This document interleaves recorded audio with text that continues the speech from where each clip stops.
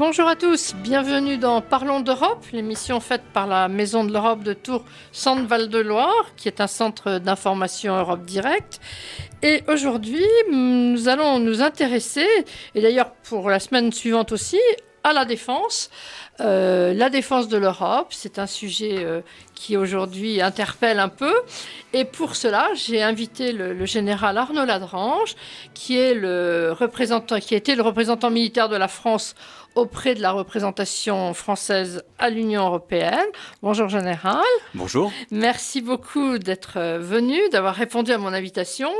Vous étiez à l'intérieur il y a encore quelques mois, donc vous connaissez la défense de l'intérieur et je pense que grâce à vous, nous allons progresser dans notre découverte de cette défense. Alors, avant de rentrer dans aujourd'hui, il faut peut-être faire un tout petit rappel. La défense européenne, on en parle aujourd'hui, mais elle a une histoire un peu chaotique.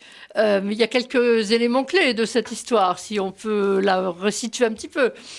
Oui, alors très rapidement, parce que l'histoire peut être longue, effectivement, puisqu'elle a démarré au lendemain de la Deuxième Guerre mondiale, très précisément dès 1948, avec la perspective de créer une union occidentale qui aurait rassemblé à cette époque les pays du Benelux, la France et le Royaume-Uni, sur fond de guerre froide débutante, de volonté des Européens également de rassurer les Américains sur leur volonté de contribuer à leur propre défense, et puis avec la perspective d'ouvrir la porte à l'Allemagne et à l'Italie pour rentrer dans une nouvelle alliance d'une Europe à nouveau unie. Donc ça, c'est le premier grand jalon. Mais comme vous l'avez dit, l'histoire de la défense européenne, elle est faite de beaucoup d'ambitions, de beaucoup d'opportunités, mais dont pas mal ont été manquées. Beaucoup de ratés aussi. Beaucoup de ratés, voilà. Même si au bout du compte, quand on regarde toute cette histoire avec un peu de recul, finalement, chaque traité, beaucoup de sommets également ont permis d'enregistrer par effet de cliquet des avancées dans ce domaine. Alors, excusez-moi, je vous interromps juste une seconde, parce que 48, c'est quand même une date un peu intéressante, c'est avant l'OTAN. C'est avant l'OTAN, et c'est bien là le paradoxe, c'est que cette volonté de créer cette union occidentale dès 1948, en fait, a en quelque sorte porté sur les fonds baptismaux l'OTAN. Parce que parallèlement aux discussions en vue de créer l'union occidentale, se déroulaient entre les Américains, les Canadiens et les Britanniques des négociations secrètes, c'est-à-dire dissimulées aux partenaires européens qui étaient donc le Benelux, la France en particulier, des négociations visant à établir une alliance beaucoup plus large de défense collective qui finalement, en avril 1949, a donné lieu à la création de l'OTAN. Création de l'OTAN. Donc ça, c'est le premier grand jalon. Un deuxième grand jalon, c'est celui de la Communauté européenne de défense, qui, en 1954, là aussi, n'a pas abouti.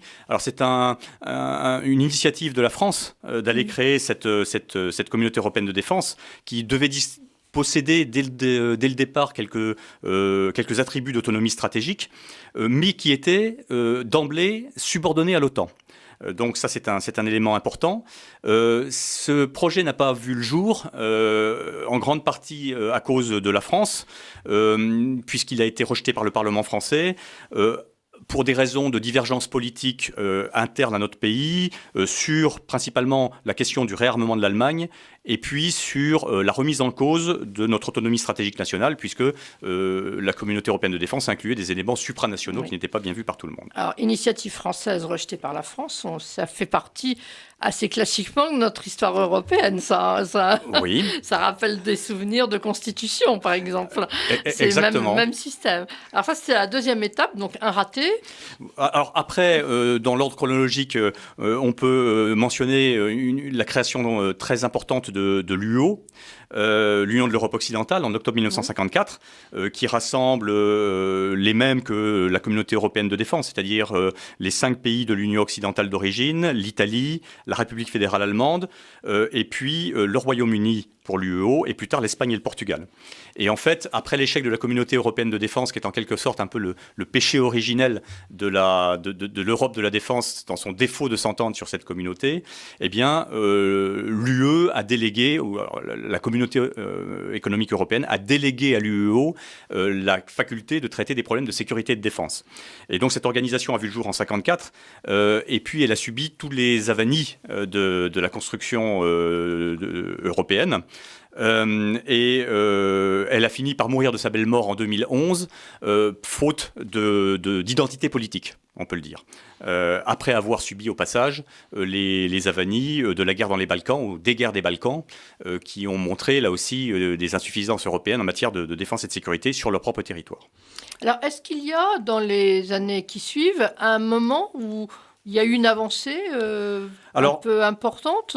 Oui, en fait, chronologiquement, là encore, les étapes suivantes ont été beaucoup plus porteuses d'espoir et de réalisations concrètes. D'abord, le traité de Maastricht, qui a instauré la politique étrangère et de sécurité commune, oui. la PESC, et son corollaire, la politique, ce qu'on appelait à l'époque la PESD, la politique européenne de sécurité et de défense. Donc là, déjà, on a positionné les problèmes de sécurité et de défense comme étant partie intégrante de la politique étrangère et de sécurité commune de l'Union européenne, donc c'était un facteur pérenne. Un autre jalon très important, c'est la déclaration franco-britannique de Saint-Malo en 1998, qui là, de façon un petit peu inattendue, parce que les Britanniques sont souvent dans une position sinon de blocage, du moins de freinage à l'Union européenne, mais là, grâce à Jacques Chirac et à Tony Blair, un élan franco-britannique a été donné, et d'autant plus important que les Britanniques étaient partie prenante, et là on a commencé à parler d'un semblant d'autonomie de l'Union européenne en matière de défense, qui était quand même très important. De missions également nouvelles, humanitaires, maintien de la paix, rétablissement de la paix, des missions de Petersberg, comme on les appelait. Et puis tout ça, c'est en sautant quelques étapes, finalement concrétisé par le traité de Lisbonne, qui a été signé en 2007 et entré en vigueur en 2009 après quelques péripéties de ratification, qui en fait crée les structures actuelles de la politique de sécurité et de défense commune, la PSDC, qui est encore en vigueur à l'Union européenne. Voilà, donc après ce grand tour d'horizon qui montre que la défense, finalement, depuis le choc terrible de la Seconde Guerre mondiale, c'est quand même quelque chose d'essentiel dans une Europe, il faut le rappeler, qui a été pendant 30 ans partagée en deux, coupée en deux. C'était quand même un fond important dans notre histoire. Alors justement, aujourd'hui, est-ce que cette histoire a créé des éléments de pérennité? Il y a des éléments de pérennité ou on fait que du neuf, on fait du neuf avec du vieux, où est-ce qu'on en est? Alors, ces aspects historiques que j'ai rappelés très brièvement, ils sont intéressants parce qu'il y a toujours un certain nombre d'éléments pérennes qui subsistent à l'heure actuelle et qui subsisteront sans doute jusqu'à un avenir visible. Le premier élément, c'est quelle relation entre l'Union européenne et l'OTAN en matière de défense et de sécurité. Et on voit bien que dès le début, la création de l'Union occidentale en 1948, qui finalement a donné naissance à l'OTAN, depuis, l'Europe a vécu dans une sorte de dépendance ou de subordination vis-à-vis de l'OTAN, dont elle a beaucoup de mal à s'affranchir. C'est l'OTAN qui est chargé de la défense de l'Europe, en fait. Voilà, et alors... Dans l'esprit de beaucoup d'États membres de l'Union européenne, effectivement, c'est le cas. Et depuis que l'Union européenne s'est élargie à l'Europe centrale et orientale, peut-être encore plus, parce que ces pays-là perçoivent une menace à leurs frontières, la menace russe, et ont posté clairement leurs intérêts de défense à l'OTAN plutôt qu'à l'Union européenne. Le deuxième élément intéressant, c'est la position britannique. Qui est toujours, comme je le disais, entre blocage et freinage, avec cet épisode de Saint-Malo qui a été un élan, mais qui finalement, dans le cours de l'histoire, est resté assez exceptionnel. Voilà. Dans les opérations extérieures, c'est souvent la France et la Grande-Bretagne quand même qui sont là, non ? Alors, c'est souvent la France et la Grande-Bretagne, parce que la France et la Grande-Bretagne ont d'abord des forces armées qui sont immédiatement opérationnelles et ont un processus décisionnel national concernant l'engagement de leurs forces armées qui leur permet de les employer de façon très rapide. Mais ça ne veut pas dire que tout ça c'est forcément retrouvé en matière de défense européenne. On a agi souvent de façon bilatérale, peut-être un petit peu moins dans le cadre de l'Union européenne. Oui, c'est ça, c'est plutôt du bilatéral avec les Anglais dans ce domaine-là, parce qu'on le